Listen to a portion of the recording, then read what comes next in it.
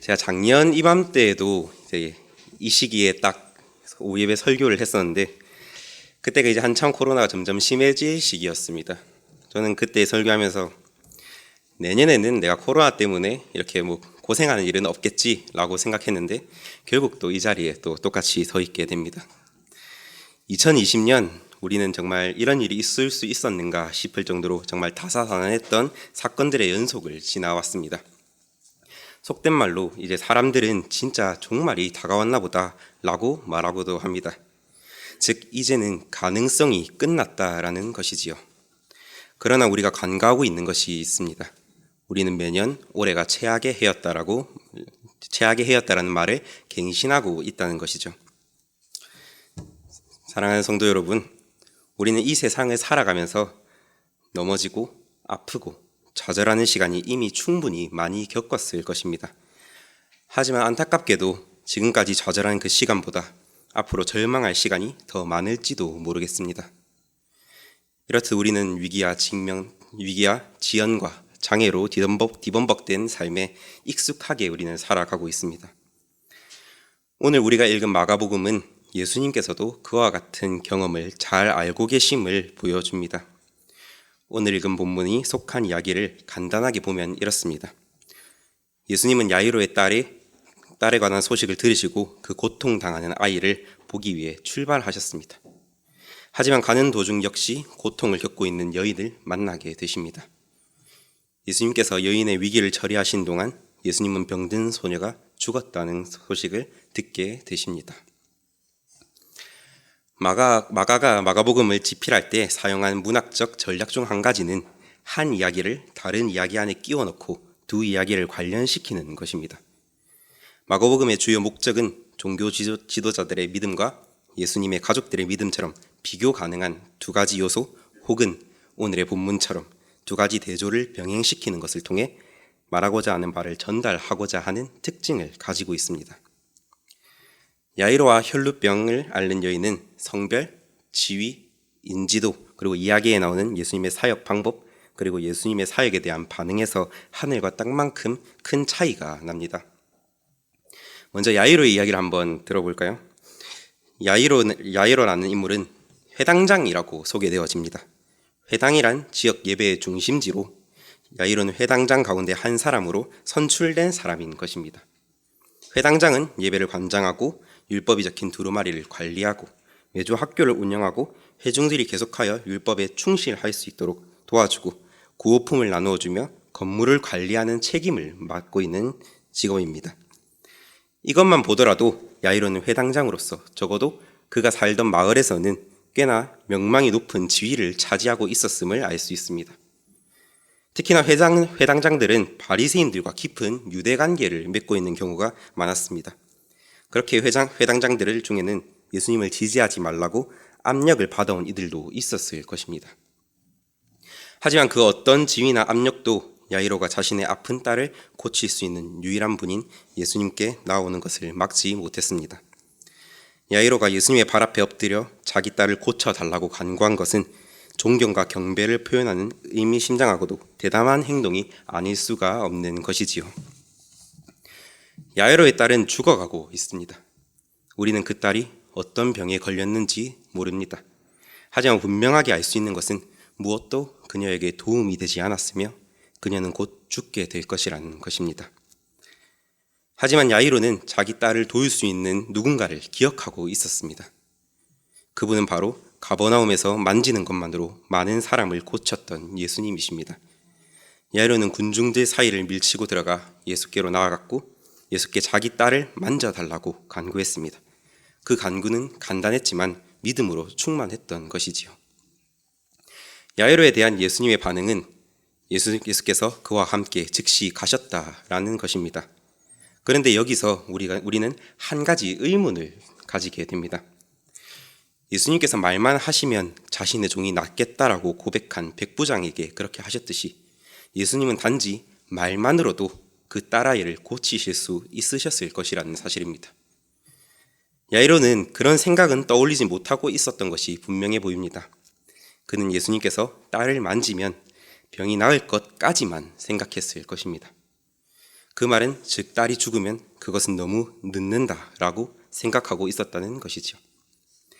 예수님은 야이로가 요청한 범위 안에서만 역사하시는 모습을 보여주십니다. 본문의 이야기를 잠시 멈추고 저의 이야기를 할까 합니다. 저희 어머니께서는 제가 23살에 돌아가셨습니다. 돌아가신 사인은 암이셨습니다.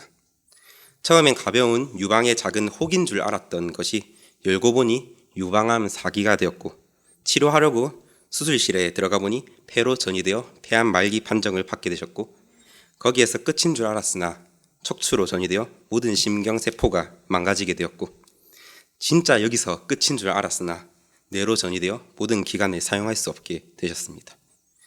그렇게 2년 6개월 동안 투병하시다가 주님 품에 안기셨던 것입니다. 그 2년 6개월의 시간 동안 저희 가족들은 정말 안 만나본 사람이 없었던 것 같습니다. 유명하다는 암 전문의부터 시작해 이제 한의사, 해독 전문의, 소위 신유의 은사를 지니고 있다는 사람, 예언을 한다는 사람, 사람이 할 수 있는 모든 것은 다 해보지 않았나 싶습니다. 만나는 모든 사람들이 다 공통적으로 하는 말이 무엇인지 아십니까? 꼭 회복하실 것입니다. 반드시 일어나실 것입니다. 라는 말이었습니다. 교회 권사이신 어머니와 장로이신 아버지셨기에 많은 교회와 관련된 분들도 찾아오셔서 말씀하셨죠. 하나님께서 반드시 회복시켜 주실 것입니다. 라고 말이죠.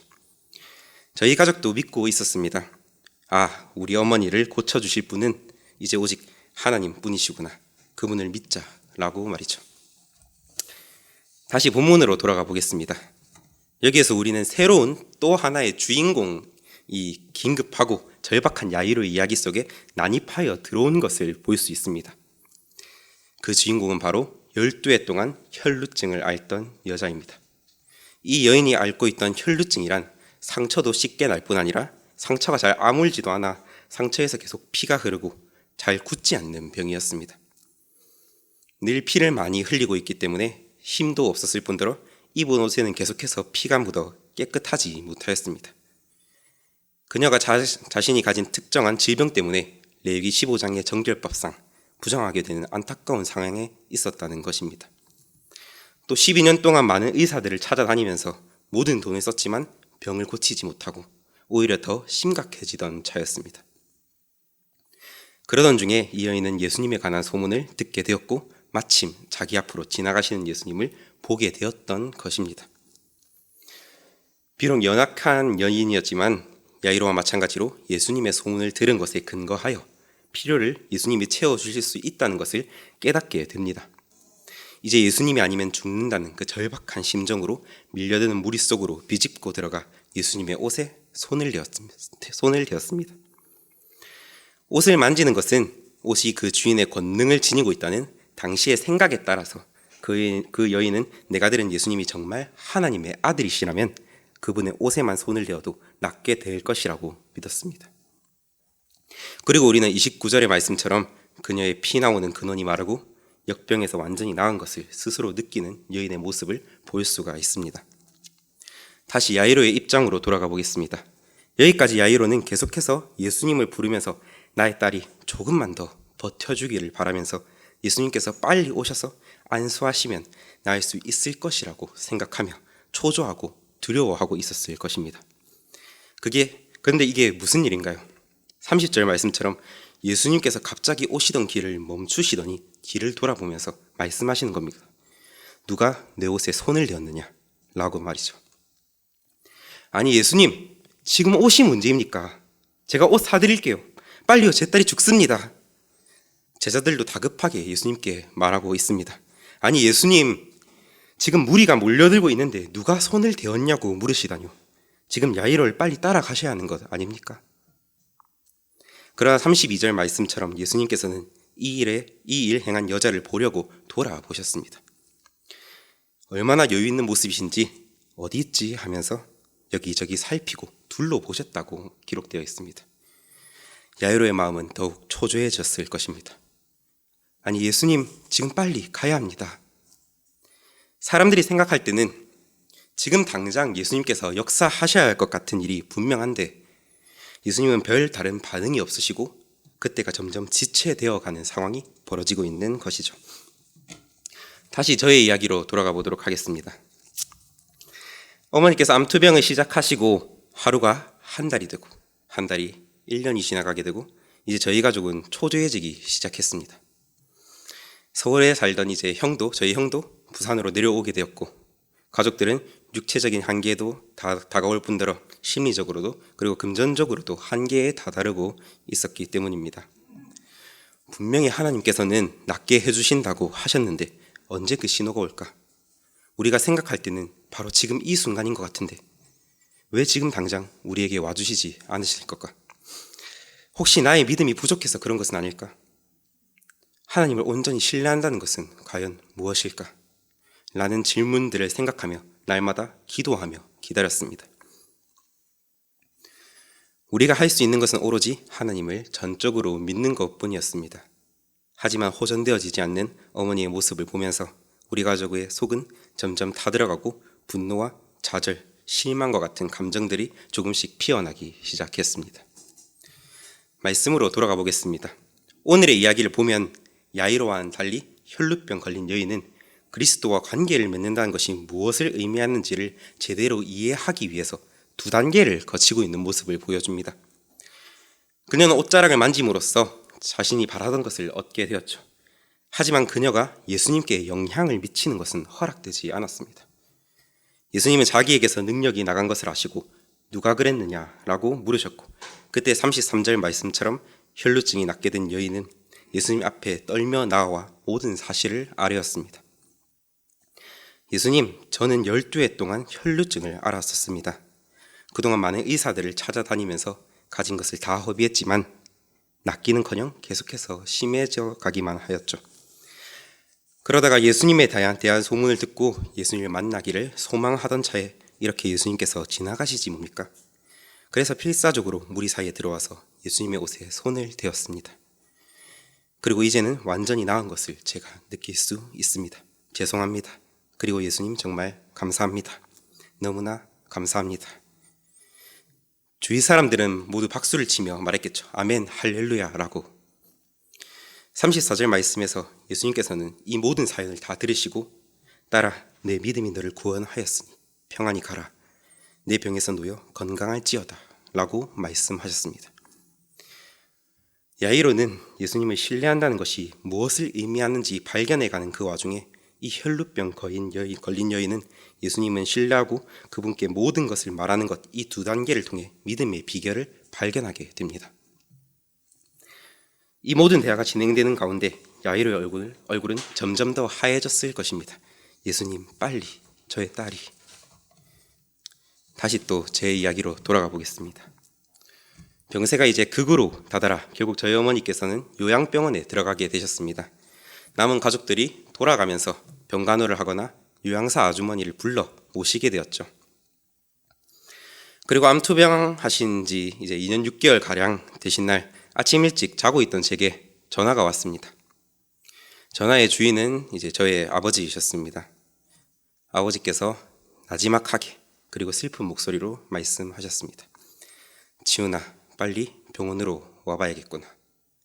이렇게 말씀하시곤 전화를 끊으셨죠. 저는 그 말의 의미를 단번에 알 수 있었습니다. 아, 이제 어머니께서 가시는구나. 저는 그 자리를 박차고 일어나 곧장 택시를 타고 병원으로 갔고 그곳에는 마지막으로 힘겹게 저를 바라보시는 어머니가 계셨고 잠시 후 주님 품에 안기셨습니다. 이제 말씀으로 또 돌아가 보도록 하겠습니다. 한시가 급한 야이로의 이 상황, 간절한 그때 어떤 일이 벌어졌을까요? 오늘 우리가 처음 읽었던 마가복음 5장 35절 말씀을 보면 이렇게 나와 있습니다. 제가 읽겠습니다. 아직 예수께서 말씀하실 때 회당장의 집에서 사람들이 와서 회당장에게 이르되 당신의 딸이 죽었나이다. 어찌하여 선생을 더 괴롭게 하나이까? 예수님께서 아직 여인에게 말씀하고 계실 때 야이로의 집에서 사람이 왔습니다. 당신의 딸이 죽었습니다. 이제 예수님을 모셔올 이유가 전혀 없습니다. 당신의 소망은 사라졌고 당신의 가능성도 사라졌고 모든 것이 이제 다 끝이 났습니다. 예수님께서 시간을 끄셨기 때문에 갑자기 12해 동안 혈루증 앓았던 그 여인 때문에 살릴 수 있었던 딸이 죽고 말았던 것입니다. 야이로의 마음속에는 수많은 감정이 북받쳐 올라왔을 것입니다. 슬픔, 절망, 분노, 원망, 허탈함, 좌절, 외로움, 아픔, 두려움의 마음이 솟아올랐을 것입니다. 이 모습을 보신 예수님의 대답이 아주 우리를 놀라게 합니다. 두려워 말고 믿기만 하라. 무서워하지 말고 그냥 믿어. 너는 그렇게 하면 돼. 예수님은 그들의 말에 구애를 받지 않으시고 그들이 믿지 못하는 잠재적인 이유를 지적하십니다. 야이로는 외롭고 병들었으며 사람들이 피하는 한 여인이 이 문제를 어떻게 처리해 나가는지 방금 목격했던 자입니다. 이제 그도 예수님을 믿어야 합니다. 예수님께서 그 소녀를 낫게 하겠다는 의도를 보여주셨기 때문입니다. 믿는다는, 여기서 믿는다라는 말의 시제가 계속해서 믿는다라는 의미란 점에서 매우 중요합니다. 그 의미는 최악의 상황을 끊임없이 두려워하지 말고 계속해서 최선의 것을 믿으라라는 의미입니다. 소녀의 죽음에서 소녀가 살아나는 것을 잇는 다리는 소녀를 낫게 하시는 예수님의 임재입니다. 야이로는 잘 시작했습니다. 이제 그는 믿음을 잃지 말아야 하는 단계에 왔습니다. 야이로는 앞선 여인의 사건을 통해 믿음이 무엇인지 깨달아 믿음을 잃지 않았고 딸이 죽었음에도 불구하고 예수님을 죽은 딸 아이에게 모시고 가는 믿음을 보여줍니다. 그 결과 그 딸은 살아났습니다. 이제 말씀을 제가 마무리하고자 합니다. 솔직하게 말해서 우리는 너무 믿음이 없는 것 같습니다. 예수님께서 하나님의 아들이시라는 사실은 믿지요. 믿음으로 내 죄가 용서받았으며 천국에 갈 것이라고는 믿습니다. 그러나 예수님께서 지금 이곳을 다스리시며 내 문제를 해결하신다는 것은 조금만 믿는 것 같습니다. 아니 어쩌면 입으로는 믿는다고 하지만 실제로는 믿지 않을지도 모르겠습니다. 우리 스스로가 주님의 능력에 한계를 둔다는 것이죠. 그런 믿음이 너무 순진해 보이기도 합니다. 그렇게 믿었다가 응답받지 못한 경험이 있기도 합니다. 믿습니다를 외치며 달려드는 사람들의 모습에 눈살이 찌푸려지기도 합니다. 심지어는 그런 믿음을 이용해서 배를 불리는 사람들까지 우리 눈에 보이게 됩니다. 그런 묻지마 믿음으로 인해 많은 부작용이 우리 가운데 일어나고 있습니다. 이런저런 합당한 이유로 어느 순간부터 우리는 적당히 믿고 있습니다. 무식하게 믿지 말고 교양 있게 믿으려고 합니다. 불확실함보다는 예측 가능함을 선호하게 되고 다른 사람들로부터 비난받는 것은 견디지 못합니다. 남에게 패기치기도 싫지만 다른 사람들에게 적극적으로 나를 내어주지도 마음을 터놓지도 않습니다. 모험을 두려워하고 안전만을 택하게 됩니다. 실망할까 봐 두려워서 기대하지도 않습니다. 또한 상처받을까 두려워 서로 사랑하지도 않습니다. 그런데 그러다가 우리의 믿음은 더욱 작아지고 말았습니다. 믿음은 모험입니다. 내가 원하는 대로 되지 않을지라도 하나님의 신실하심을 믿으면서 다시 발을 내딛는 것이 믿음입니다. 될 만한 일을 하는 것을 넘어 해야 할 일을 하는 것입니다. 예수님께서 오늘날 우리에게 이 이야기를 통해 하고자 하시는 바는 결국 이것입니다. 참된 믿음의 본질이 너희는 무엇인지 알고 있느냐? 참된 믿음은 종교적인 교육, 배경만으로 자동적으로 발견되는 것이 아닙니다. 가족과의 유대도 믿음을 만들어내기에 충분하지 않습니다. 사탄은 기묘한 방식으로 믿음의 기초가 무엇인지 잘 알고 있었기에 그것을 방해합니다. 가장 깊은 필요와 절망에 빠져있는 사람들은 여러 경로를 통해 믿음을 발견하는 것을 오늘 우리는 보았습니다. 참된 믿음은 위협을 무릅쓰고 자신을 예수님께 맡기는 그것입니다. 사랑하는 양정교회 성도 여러분, 무엇을 믿고 계십니까? 얼마만큼 믿으십니까? 가장 소중한 것을 잃을 각오를 하고 주님 믿기로 작정하셨습니까? 저는 과거 어머니께서 돌아가신 사건을 두고 여전히 기도 중에 있습니다. 혹시 그때 내가 포기하지 못한 것이 있는가? 혹시 내가 놓친 것은 없을까?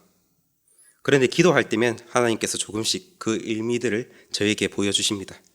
그리고 저는 그 문제가 반드시 해결되리라고 믿고 있습니다. 이제 다가오는 수요일에 이번에는 제 6개월 된 저의 사랑하는 딸이 대학병원에 검사받으러 갑니다. 참 기구한 운명이죠. 하나님께서 저를 강하게 키우시려고 하시나 봅니다. 심각하게 아픈 것은 아니지만 아예 어깨가 많이 불편한지 들썩임이 심해져서 이제 어떤 일을 하다가도 계속 울게 됩니다. 어깨가 들썩이면서. 그래서 결국 이제 소아과도 다니고 했지만 원인을 알 수가 없어 대학병원에 정밀 검사를 받으러 이제 오는 수요일에 제가 가게 되었습니다. 그리고 저는 이제 또 같은 실수를 반복하지 않으려고 합니다. 내 인간적인 지식, 내 인맥 중요하지 않습니다. 혹시 문제가 되지 않을까 하는 내 두려운 마음 역시 중요하지 않습니다. 그분이 저와 함께 하실 것이기 때문입니다. 사랑하는 양정교회 성도 여러분, 여러분들의 인생에도 많은 어려움이 있었으리라 생각됩니다. 앞으로도 안타깝지만 어려움은 찾아오게 될 것입니다. 그때 주님을 놓치지 마시길 바랍니다. 스스로 주님의 능력에 한계를 두지 않는 여러분이 되시길 바랍니다. 참된 믿음을 가지고 믿음으로 주께 나아가는 우리 모두가 되길 주님의 이름으로 축복합니다.